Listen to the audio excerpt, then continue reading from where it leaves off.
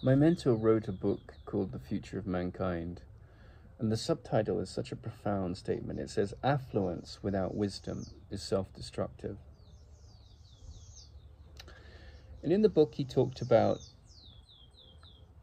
how, if we were miracle-minded, we would start to shift some of the budget of the great militaries of the world to humanitarian work and make it, it's like Bill Gates and Warren Buffett and these, really wealthy people that start putting all their money into philanthropy. So his idea was that you could,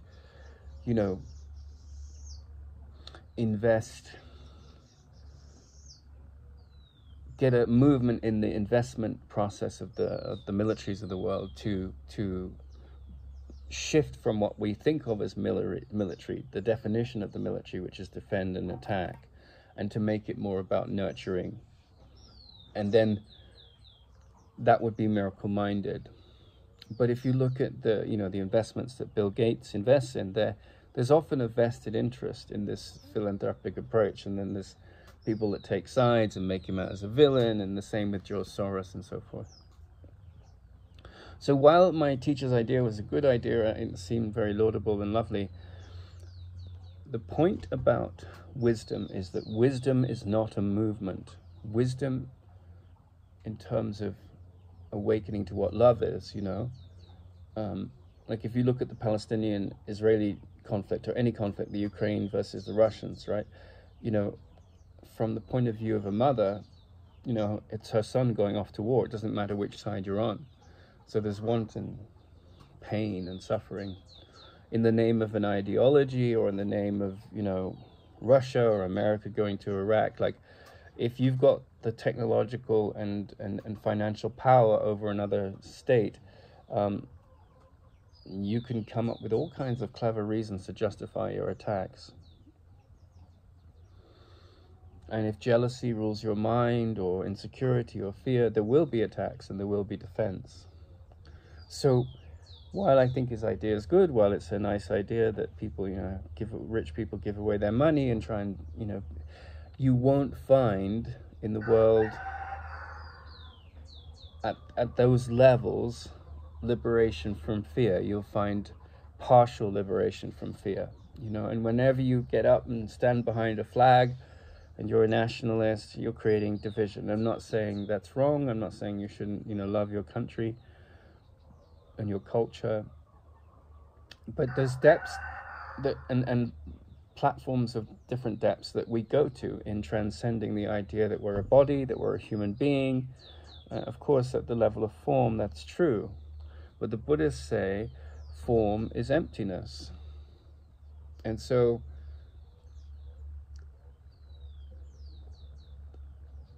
there are more intelligent policies, right?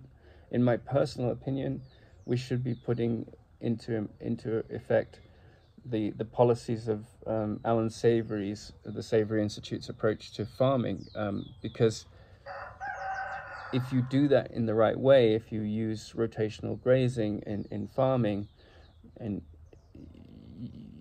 you boost the life of the soil, and you prevent desertification, right? And if you look at Saudi Arabia, that was created because basically like the deserts they're in were created because of like lack of wisdom when it came to farming.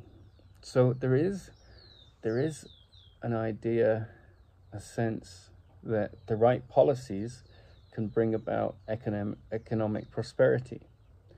And so, side with whatever makes sense. There's lots of foolish policies. Like Mao had this policy where, he thought that sparrows were vermin, and so Chairman Mao, and so they killed all the sparrows, and it completely messed up the ecosystem. So there's all kinds of stupidity that goes on in the world. And that will always go on. Like there will always be errors at that level, and there will always be people that will have better solutions and they don't get listened to, and in time they get listened to, or they never get listened to, and then you have like the catastrophe of the agricultural system that you see in Saudi Arabia. And so they're now having to buy up all their land in Nigeria. And so the world is either at the stage of crisis, or it's the stage of remedying the crisis, or it didn't get there in the first place. These are the stories that we see. There's either blooming and that's why in the dream of the Pharaoh, you know, that there's 7 lean years and 7 years of boom. And we constantly go through these cycles because our ignorance or our relative wisdom leads. That's just the world. It's how it is, you know, and like egos get in the way and say, no, you know, Mr. Savory, bugger off. We've got a big pharmaceutical and agrochemical industries to fuel, and we're not interested in your approaches. So when we don't listen to the wise scientists in that sense, we have huge challenges at the level of the physical world. But at the level of transcending the physical world, of not taking sides, of being the mother on both sides of the army, right, that sees the love for her child applied to all, right, then the conflict ends in that person's mind.